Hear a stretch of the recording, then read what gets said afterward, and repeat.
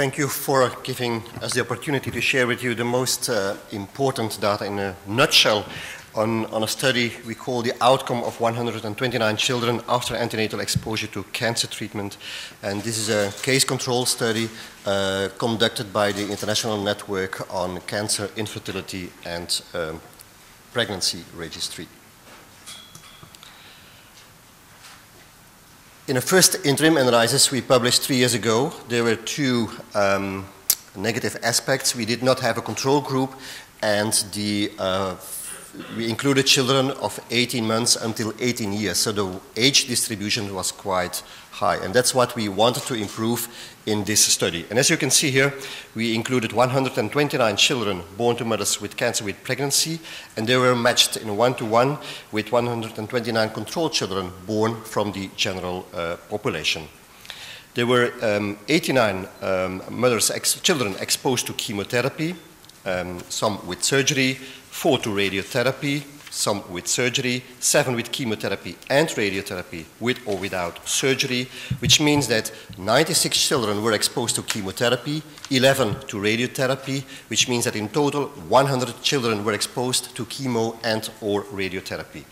But 1 child received trastuzumab, 1 interferon beta, 13 children surgery only, and 14 children, in fact, there was no cancer treatment, but there was cancer diagnosis, there was the stress during pregnancy.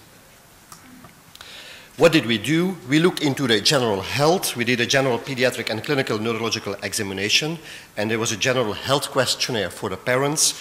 We looked into the cognitive outcome. We did do the Bayley scales of infant development, the 2nd or the 3rd edition by a psychologist, and we looked into detail in the heart morphology and the heart functions by doing an echocardiography and an electrocardiography. Looking into the postnatal growth, we see at the left males, at the right females. We look into the length, is the above curve, into the weight in the middle, and the head circumference at the bottom. And as you can appreciate, actually most of the values in fact fall between the 5th and the 95th percentile. In the study, 61% of the children was in fact preterm, and 22% were actually had a weight lower than a 10th percentile, which is in fact a double as what you would expect. But of these children, 64% actually had a catch-up growth until normal growth measures. Looking into the general health, there was, we looked into incidence of medical problems, internal medical problems, surgery, medical care, but in fact there was no difference between the study children and the control group. This is in fact the most important slide. We looked into the cognitive outcome, and we see in the full line actually the study group and the dotted line control group. And as you can appreciate, there is in fact no difference regarding the cognitive outcome between children antenatally exposed to cancer treatment or cancer versus controls.